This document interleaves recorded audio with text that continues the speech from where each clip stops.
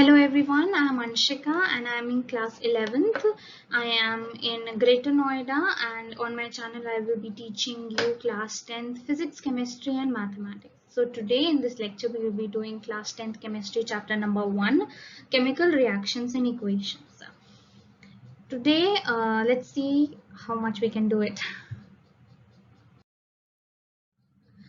Starting off with the basics that we have learned in the class 7th and 8th, and this is also the basics of class 10th, that what is physical and chemical change. First we'll be stating both of them. So physical change are the changes which lead to no new chemical substance formation. When two things combine or one thing goes through any processes like heat, pressure, temperature, there is no new substance formed. The meaning of that no new substance formed is that is that the only the substance states will get changed and the properties, I mean the physical and chemical properties, will remain the same and only the states will change. Like you must have seen examples like melting of ice पानी में बदल जाता है, so there is nothing new in it, only the state is changed from solid to liquid. Evaporation of water, here water from is changed to evaporating means it's changed to vapors, means from liquid it has changed to gaseous. Dissolution of sugar in water, मतलब आप glass लो, पानी लो, उसमें चीनी मिला दो, अक्सर sometime you will not be able to see any sugar in the water as the sugar is completely dissolved in the water. Mostly I'm telling you that these physical changes are reversible by through simple physical processes. Like अगर आप sugar और water के पानी को उबाल देते हो तो all the water will get evaporated into vapors and only the sugar will be left in the container. So that is how you can you define this physical change. Coming to chemical changes are the changes by which the initial or original substance loses their nature and identity to form a new chemical substance with different properties. You take two things, you combine, you heat, apply pressure, do various operations on that two substances, and you will the product or the thing we will get after such things, after applying changes to that, will have definitely different properties, physical and chemical properties. The nature will be different, there may be state may be different, and the properties are basically a whole lot different properties. That's what we mean from this slide. Now chemical reactions are the processes involving chemical change. This is very obvious, both of them are not mostly the same, but chemical change कब होगा, जब कोई reaction होगा. जैसे आप here examples है cooking food, आप खाना पका रहे हो, you need heat, आप गैस स्टोव पे ही खाना पकाते हो. So heat यहाँ पे आप चेंज कर रहे हो, एक रिएक्शन ला रहे हो through heat by using heat as a medium. Digestion में आपके स्टमक में वेरियस हाइड्रोक्लोरिक एसिड्स, बहुत सारे एसिड्स आपके स्टमक में एक्ट करते हैं, लाइपेज, अमाइलेज, और ये सारे आपके स्टमक में एक्ट करते हैं और आपके फूड को अब्सॉर्ब लायक सिंपलर सब्सटेंसेस में ब्रेक डाउन करते हैं. तो ये सारे केमिकल रिएक्शंस ही हैं. यहाँ पे रिएक्शन कुकिंग ऑफ फूड में हीट आ रही थी, यहाँ पे एंजाइम्स है, मेकिंग ऑफ रोटी में भी हीट है, respiration you are taking, here oxygen is carrying the property. Souring of milk, अगर उसमें मिल्क में आपने देखा होगा क्योंकि लेमन गिर जाए, विनेगर गिर जाए तो वो खट्टा हो जाता है, वो फट जाता है, हम कहते हैं ना दूध फट गया. सो this is basic chemical changes. Getting on, here is what we are starting the main chapter. Here chemical reaction, you can note it down in your notes, is a change in which one or more substances combine together to form a new substance with entirely different properties. यहाँ पे आप एक chemical reaction मैंने state किया है, zinc plus sulfuric acid will give zinc sulfate and hydrogen. यहाँ पे दो चीजें you can see are combining together to form the products, and here are they are of entirely different properties what the reactants had. Okay, so symbolic representation of creation with symbols and formula. यहाँ पे symbols use हो रहे हैं. Zinc है, वो एक metal होता है, उसकी एक्चुअल स्पेलिंग ZINC है, बट इसका शॉर्ट फॉर्म सिंबल है ZN. Similarly, here we come to reactants. Reactants are always on the left hand side. These are the substances which undergo a chemical reaction or take part in the reaction. So always on the left hand side, these two are on the left hand side. So they are taking part in the reaction. They are combining to form something. And products are the substances formed during a chemical reaction. They are the products jinki properties are entirely different from the reactants. They are the products. Over here, zinc sulfate and hydrogen are the products. Similarly, here iron and copper sulfate are the reactants, and ferrous sulfate and copper are the products. Very easy peasy, this is understood. Moving on, we have the characteristics of a chemical reaction. मतलब क्या चीजें होंगी ताकि आप बता सकते हैं that this is a chemical reaction occurring. So here are few the following observations जिनको आप नोट करके, observations क्या होती है which you can see with your eyes, आपको happen होते दिखता है, और या फिर आपकी 5 senses में से कोई भी एक sense उस observation को detect कर सकती है. So first is an evolution of a gas. Gas तो आप देख सकते हो, कोई भी दो चीजें आए उसको हीट करें. कुकिंग फूड में ही देख लो आप, कुकिंग फूड में आपको उस ऊपर से धुआं निकलते हुए दिखेगा, means gas is being evolved. उसका एक सिंबल होता है, ये अप एरो लग रहा है, हाइड्रोजन के आगे up arrow, means in this reaction hydrogen is escaping. Evolution of a gas में केमिकल रिएक्शन के characteristic evolution of a gas ही है. हीट अप्लाई करोगे तभी तो गैस इवॉल्व हो जाएगी ना. चेंज इन टेम्परेचर, आपने दो सब्सटेंस को फाइंड किया, हीट किया, जो नया हीट किया तो उसमें क्या है, अगर आप टच करोगे बीकर आफ्टर द रिएक्शन वो हॉट होगा, मतलब टेम्परेचर चेंज हुआ है. उस जो नया सब्सटेंस फॉर्म हुआ है उसकी प्रॉपर्टी डिफरेंट है, उसका टेम्परेचर बड़ा है from that of the reactants. Now formation of a precipitate. मानो आपने यहाँ पे दो एक्वस सॉल्यूशंस लिए हैं, यहाँ रिएक्टेंट्स भी दोनों एक्वस सॉल्यूशन है, पर यहाँ पे जो प्रोडक्ट साइड में फॉर्म हो रहा है this is a solid, means this is a PPT. PPT इसका शॉर्ट फॉर्म है. जैसे इवोल्यूशन ऑफ गैस का अप एरो है वैसे पीपीटी का डाउन एरो से भी रिप्रेजेंट करते हैं. So this is I am making a down arrow over here. तो मतलब ये डाउन एरो बताती है कि this is a PPT, this is a precipitate, जो कि रेसिड्यू है जो बच रहा है after the change. Now change in colour, दो रिएक्शन में कलर चेंज हो रहा है. जैसे we are using here ferrous sulphate को हम हीट कर रहे हैं तो it will give ferric oxide, SO2 gas and SO3 gas. तो ये ferrous sulphate is light green in colour, पर जो फेरस ऑक्साइड होगा वो लाइट रेड ब्राउन कलर में होगा. तो कलर चेंज है जिसे आप बता सकते हो केमिकल रिएक्शन हो रहा है. चेंज ऑफ स्टेट, यहाँ पे सिमिलरली यू टेक हियर, यहाँ पे गैस है, क्लोरीन भी गैस है, पर जो प्रोडक्ट साइड पे फॉर्म हो रही है वाक्वस सोल्यूशन है. सो ये जो 5 चीजें हैं ये आपको ये हेल्प करती हैं बताने में, इंडिकेट करने में कि यहाँ पे एक केमिकल रिएक्शन हो रहा है. Okay. Next are the types of equations.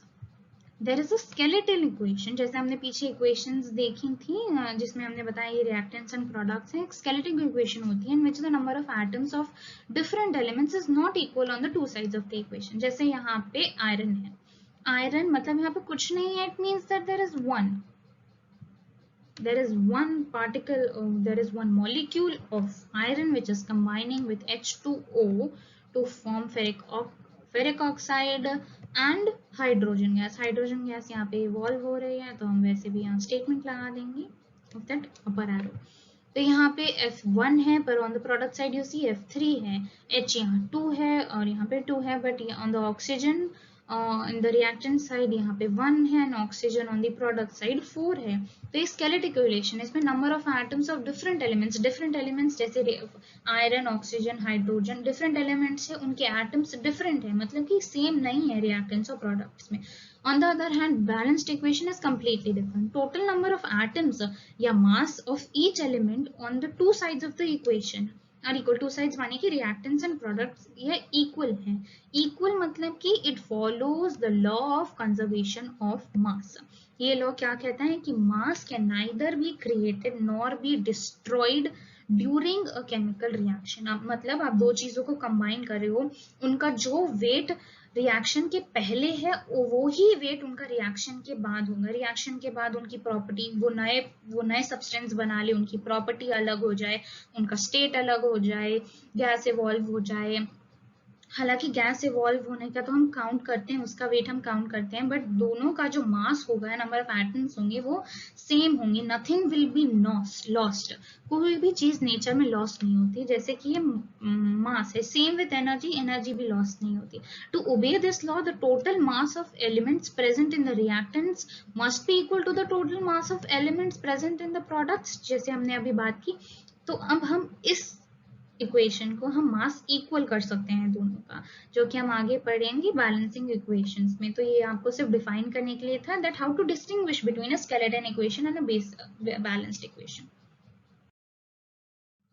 अब राइटिंग इन इक्वेशन हमने यहाँ पे देखा था कि रिएक्टेंस प्रोडक्ट्स क्या होते हैं. प्लस साइन मतलब कि दो चीजें कंबाइन हो रही हैं. रिएक्टेंस ये दो हैं लेफ्ट हैंड साइड पे, तो ये कंबाइन हो रहे हैं. Arrow shows the direction of the reaction, मतलब इस साइड हो रहा है, मतलब कार्बन और ऑक्सीजन कंबाइन हो रहे हैं टू फॉर्म, इस तरफ पॉइंट कर रहा है तो मतलब कार्बन डाइऑक्साइड फॉर्म हो रही है. ओके, नाउ इक्वेशन के दो पार्ट्स होते हैं which is a subscript and a coefficient. Subscript माने कि जैसे कि ये दो नीचे दिख रहा है, these two things are called the subscripts which tells us about the number of atoms. जैसे हमने बताया था ऑक्सीजन में रिएक्टेंट साइड में 4 एटम्स हैं, तो ऑक्सीजन के यहाँ पे 4 एटम्स हैं, और हाइड्रोजन के 2 हैं, यहाँ पे हाइड्रोजन के भी 2 हैं. So coefficient now tells us about the number of molecules of the compound. Molecules बताते हैं कंपाउंड के. तो यहाँ पे मतलब कुछ भी नहीं है इनके आगे, तो it means one is there. Okay, moving on. Balancing an equation. Balancing equation थोड़ा सा ट्रिकी पार्ट है, थोड़ा प्रैक्टिस लगती है इसमें to become perfect at in to solve it with in seconds. These are the basic steps. You can write it down in your notes if you want to, पर हम यहाँ पे we will be explaining you with an example.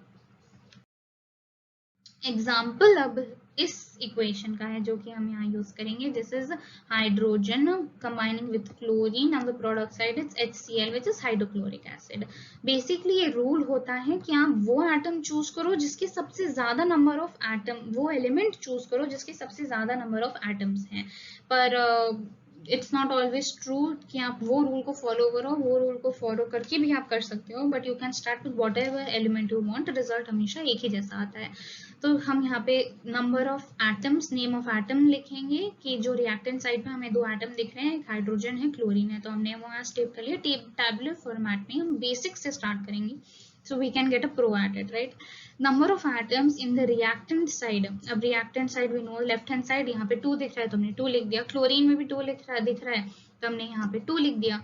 अब on the product side, यहाँ पे product side अलग रखो आप, short में R और P से भी मेंशन कर सकते हो रिएक्टेंट और प्रोडक्ट साइड को. प्रोडक्ट साइड पे दोनों हमें 1 दिख रहे हैं. सबस्क्रिप्ट यहाँ पे कुछ नहीं है, मतलब 1, तो हमने यहाँ 1 लिख दिया. बट ये तो हमारी स्केलेटल इक्वेशन हो गई, वे number of atoms and atoms equal नहीं है दोनों साइड पे इक्वेशन के. तो now we have to balance, we have to convert it in the balance equation. तो हम कैसे करेंगे?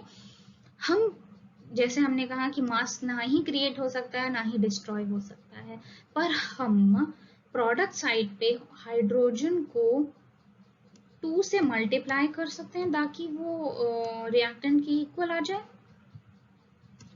ये इक्वल हो गया. सिमिलरली क्लोरीन को भी हम 2 से मल्टीप्लाई कर सकते हैं ताकि वो रिएक्टेंट की इक्वल आ जाए.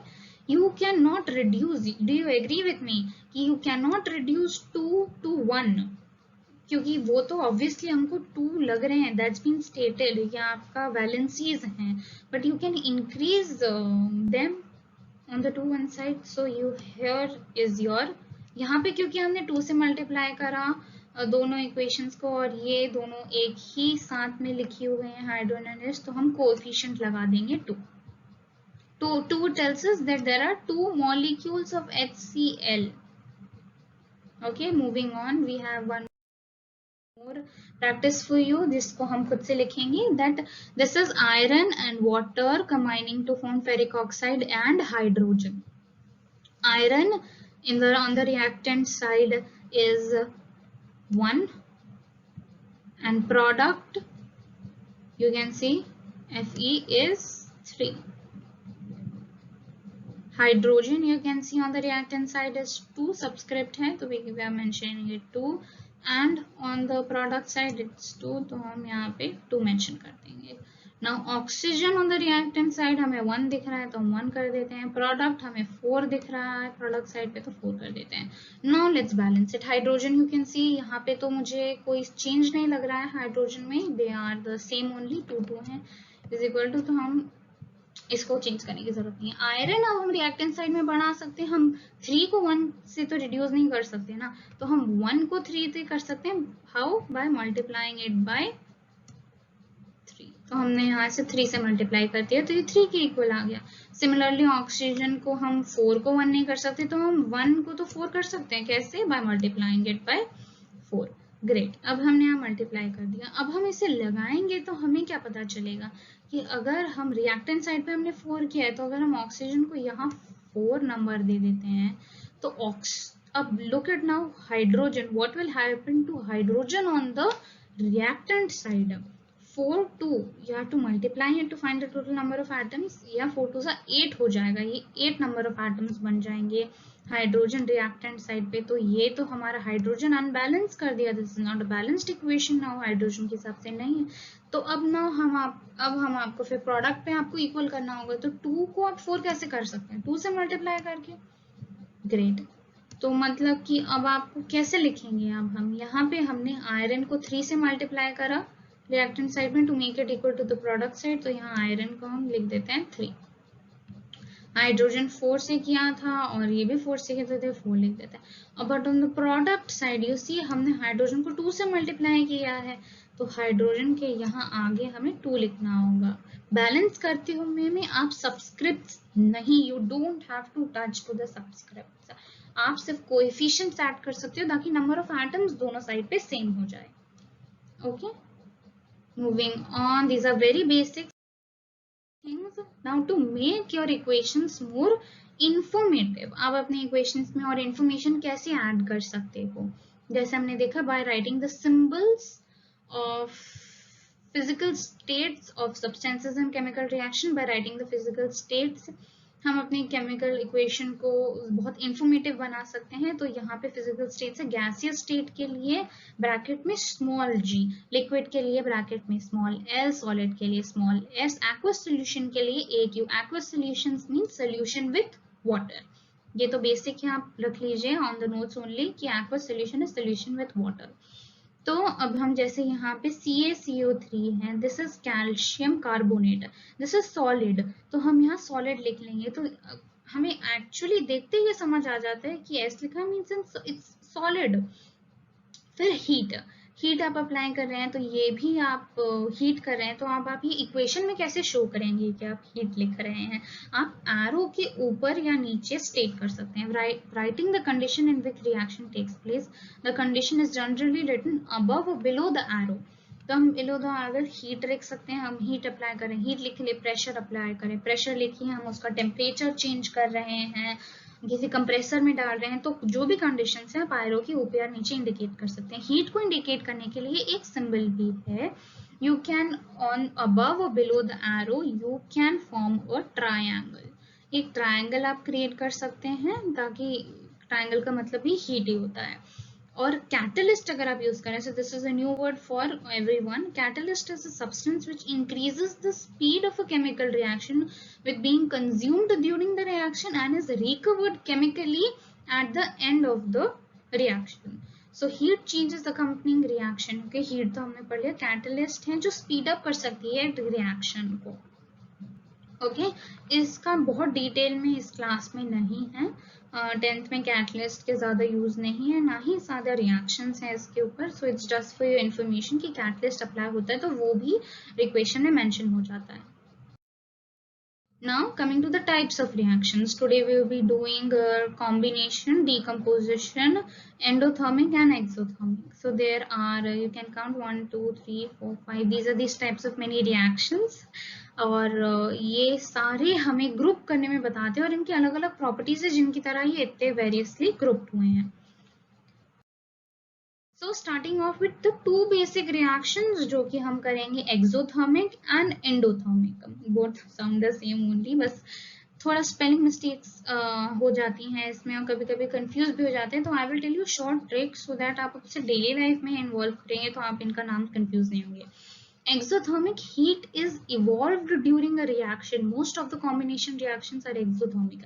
Heat is evolved मतलब heat produce होती है. आपने दो substances को combine कर दिया और वो अपने आप उनमें ऐसे केमिकल अपनी हीट अप्लाई नहीं करी, आपने उसे बर्नर पे नहीं डाला, आपने बस दोनों को कंबाइन किया और वो ऐसे कंबाइन हुए कि वो उनमें हीट प्रोड्यूस्ड हो गई. अब क्या ऑब्जर्वेशन आप मेक कर सकते हैं? You can touch the beaker. आप टच करके बीकर को ये बता सकते हैं कि वो हॉट होगा बीकर, तो मतलब हीट प्रोड्यूस्ड हुई है, हीट इवॉल्व हुई है. तो इसको कैसे रिप्रेजेंट करते हैं? प्लस हीट करके, प्लस एनर्जी करके. यहाँ calcium oxide plus water will give you calcium hydroxide plus energy और हीट. एंडोथर्मिक एक्शन बिल्कुल इसका ऑपोजिट है, that heat is required. You need heat to carry this option. आपको वो जो रिएक्टेंट्स हैं उन्हें आपको हीट करना होगा ताकि आप प्रोडक्ट्स पे चले जाएं. Heat is required at any form. Sunlight heat use कर सकते हैं, फ्लेम की हीट यूज कर सकते हैं, इलेक्ट्रिसिटी अप्लाई कर सकते हैं, एनी फॉर्म ऑफ हीट. तो यहाँ पे फोटो सिंथेसिस रिएक्शन भी आप देखेंगे तो it's a form of endothermic reaction only, जिसमें सनलाइट एनर्जी वो रिक्वायर कर रहा है. Most of the decomposition reactions are endothermic. इसका मतलब when we go to our few more slides we will get to know. तो यहाँ पे हीट आपको लिखा है, एरो के ऊपर लिखा है, तो इसका मतलब है कि हीट इज बीइंग रिक्वायर्ड. तो हीट को हम कैसे रिप्रेजेंट करते हैं? हम एक ट्राइंगल से रिप्रेजेंट करते हैं, जैसे हमने देखा था पहले क्लास में, एक ट्राइंगल. Now the similar, एक easy तरीका, if I tell you how to remember this, is that कि heat is being required. हमारे digestion के लिए हमें heat चाहिए, हमें energy चाहिए. तो endothermic, exothermic. heat चाहिए हमें, heat we are giving out. Heat कैसे? रेस्पिरेशन, ये आपको 2 मार्क का क्वेश्चन बन सकता है. Respiration is also a exothermic reaction. Exothermic reaction माने कि that heat is getting evolve, heat energy release हो रही है. अभी हमें कैसे पता चलेगा? व्हेन वी एक्सहेल, अगर आप अपने नाक के पास अपना हाथ रखेंगे, you can feel the warmth in the air. You can feel the air is hot, मतलब कि heat is getting evolve, release हो रही है. Okay. Next is combination reaction. Combination reaction are getting to be more get complex things we are getting. So reactions in which 2 or more reactants combine to form one product or one compound. Okay, यहाँ पे it's missing one compound. So generally ऐसे represent करेंगे. So it will be A plus B forming AB. दो reactant combine हो रहे हैं और वो एक प्रोडक्ट बना रहे हैं. So that is combination reactions. तो इसके एग्जांपल्स हैं, when magnesium and oxygen combine they form magnesium oxide. अब यहाँ पे what 2 reactants are getting combined, magnesium and oxygen are getting combined to form one product. And what is that product? It is magnesium oxide. Similarly, एक और example लेते हैं, we get calcium oxide plus water will give us calcium hydroxide. 2 substances, calcium oxide and hydrogen combining to form one substance. What is that substance? Calcium hydroxide. तो यहाँ पे एक diagram है मेरा, that element 2 elements get combined to form one compound. This is combination reaction, as simple as that. Now ये जो हमने reaction यहाँ पे किया कैल्शियम हाइड्रोक्साइड का, कैल्शियम हाइड्रोक्साइड, अब इसका एक छोटा सा use, bonus tip for you all, जो कि बहुत सारे थ्योरेटिकल क्वेश्चंस में आता है 3 मार्क्स के, is used for white washing. These are small tips जो कि अभी आपको बहुत वेस्टफुल अपीयर हो रहे होंगे, जैसे सबको होती हैं.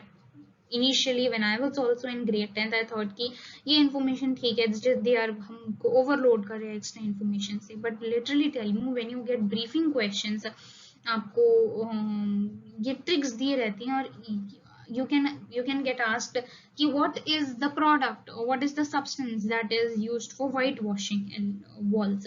तो अब आपको कैल्शियम हाइड्रोक्साइड वहाँ मेंशन करना पड़ेगा. ऐसे होते हैं. So combination reaction, I hope everyone is clear with it.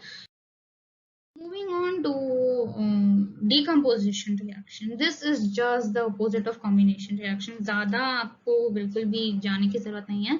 It's just कि the products go through some changes and they form 2 products. मतलब reactant एक होता है but product फिर आपके 2 हो जाते हैं. तो you get it? They are just the opposite of each other. So when calcium carbonate is getting heated, इसमें ऑब्वियसली थोड़े से आपको अपने आप ही वो रिएक्टेंट रखे रखे 2 में नहीं बदल जाएगा, because that will be very unstable in nature. तो आपको उसमें कुछ प्रॉपर्टीज अप्लाई करनी पड़ती हैं, जैसे हीट लगानी होगी, some sort of heat pressure और आपको अप्लाई करना होगा ताकि वो 2 प्रोडक्ट्स में बदल जाए। Here calcium carbonate is carbonate कम हीट करते हैं तो it will form calcium oxide plus carbon dioxide. अब इसका बिल्कुल रिवर्स कर दीजिए आप, calcium oxide plus carbon dioxide will give you calcium carbonate. तो they are getting they are reversible. आप इसको उल्टा करके भी लिख सकते हैं, तो that will also be true. Calcium carbonate, let me tell you this bonus tip about it, that calcium hydroxide slowly, जो कि हमने पहले पढ़ा था, it's used for white washing walls, reacts with carbon dioxide in the well। आपने white wash कर दिया wall को, तो उसको फिर you have seen must be the workers कहते हैं इसको टच नहीं करना है, इसको रखे रहने देना on the wall। तो ये क्या होता है, वॉल एयर में, एटमोसफेयर में कार्बन डाइऑक्साइड होती है, तो जो कार्बन कैल्शियम हाइड्रोक्साइड रहता है व्हाइट वॉश में, वो रिएक्ट करता है कार्बन डाइऑक्साइड एयर में और फॉर्म करता है एक thin layer of calcium carbonate, जो कि बहुत शाइनी अपीयर होती है वॉल्स पे। इसलिए आपको लगता है wow you have painted your walls, you white washed your walls, they are looking very shiny, they are very good. तो ऐसी this is the major science behind our daily life. Similarly ये एक और रिएक्शन है decomposition. एक reactant है, उससे 2 products form हो रहे हैं, एक रिएक्टेंट 2 प्रोडक्ट्स, अब उल्टा of combination reaction. Okay, easy peasy. Now we have types of decomposition reaction. First is the electrolytic decomposition. इसमें कुछ नहीं है, there is nothing very complex about it. जैसे हमने कहा था हीट इवॉल्व होती है, जैसे कैल्शियम कार्बोनेट में हीट अप्लाई करते हैं तब वो कैल्शियम ऑक्साइड और कार्बन डाइऑक्साइड में फॉर्म हो जाती है, बट इसमें अलग अलग टाइप्स की फॉर्म्स ऑफ हीट हो सकती हैं। तो इलेक्ट्रॉनिक डीकम्पोजिशन में you use heat as a form of electricity। आप electricity use करते हो। reactions in which compounds decompose into similar compounds using on passing electricity। electricity pass करने पे वो डिकम्पोज हो जाते हैं इनटू 2 सब्सटेंसेस। जैसे वाटर का है, आपने यहाँ ये एक सेटअप देखा होगा, ये डायग्राम आपकी एनसीईआरटी में भी मेंशन्ड है कि वाटर को इलेक्ट्रोड्स हैं ये 2, this is electrode, cathode, anode होता है, उसको बैटरी से कनेक्ट करो, इलेक्ट्रिसिटी पास करो वाटर में, और हाइड्रोजन और ऑक्सीजन दो अलग अलग पास हो जाएंगे from these 2 terminals. We will get more into it as we move to our further chapters. Thermal decomposition is same, but it's decomposition of a substance on heating। इसमें heat apply होती है। हमने जैसे देखा था कैल्शियम कार्बोनेट का example, heat apply होती है। Now there are only 3 types of this. The next is photochemical decomposition reaction. It involves decomposes, मतलब heat is in the form of sunlight। Sunlight के फॉर्म से वो डिकम्पोज हो रहे हैं, सनलाइट एनर्जी, लाइट उन पर पड़ रही है और वो रिएक्टेंट 2 प्रोडक्ट्स में डिकम्पोज हो जा रहा है। इट वेरी बहुत बेसिक, इसके 2 बेसिक एग्जांपल्स होते हैं जो कि आप हमेशा याद कर सकते हो। इसमें बेसिकली कोई भी reference book you will want to see, ये 2 एग्जांपल्स मेंशन होते हैं। This is silver chloride, white in colour, उसमें सनलाइट पड़ती है तो वो सिल्वर जो कि ग्रे कलर का होता है और क्लोरीन में वो डिकम्पोज हो जाता है। सिमिलरली यहाँ पे सिल्वर ब्रोमीन का भी होता है, AgBr, sorry for that writing, I am not liking it, but AgBr होता है जो कि वो Ag2Ag और Ag, let me just get, इसको बैलेंस करते हैं, let's get some tricky over here and balance। Ag plus Br, bromine is a gas, bromine is a gas, तो जो कि इवॉल्व हो जाती है वो सेपरेट हो जाती है। अब यहाँ ब्रोमीन 2 है, इसकी वैलेंसी 2 है, और लेट्स जस्ट क्विकली वो करते हैं इसे बैलेंस। यहाँ पे 2 है तो रिडक्टेंट साइड पे भी 2 होना चाहिए।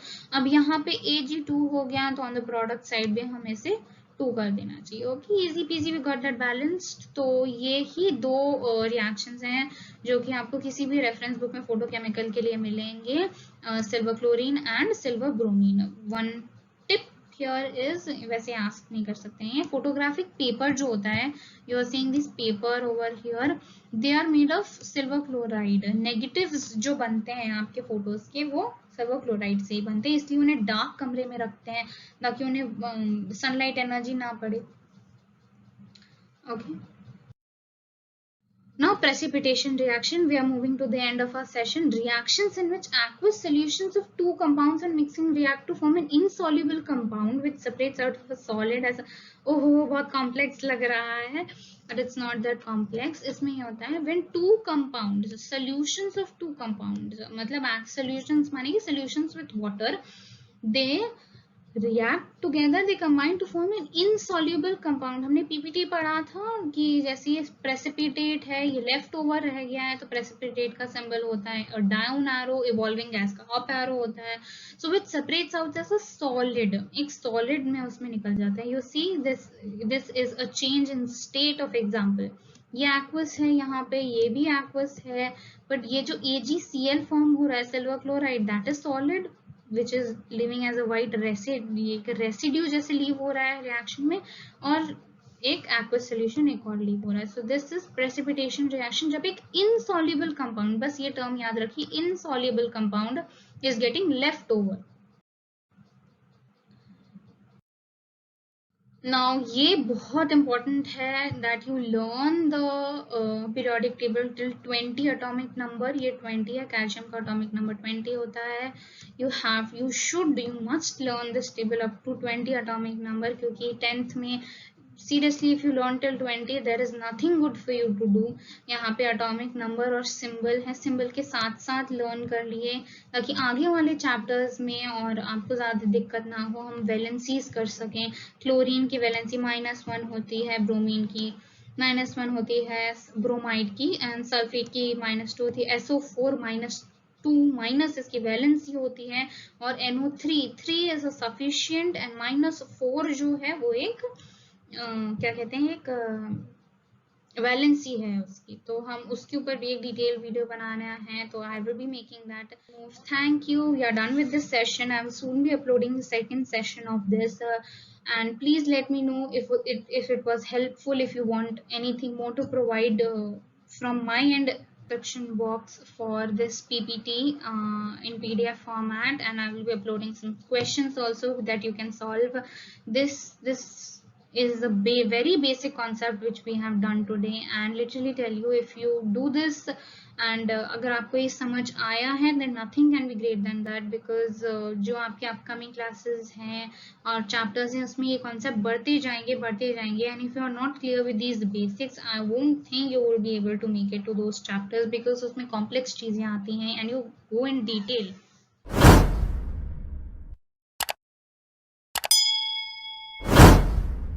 Thank you. Meet you next. Bye.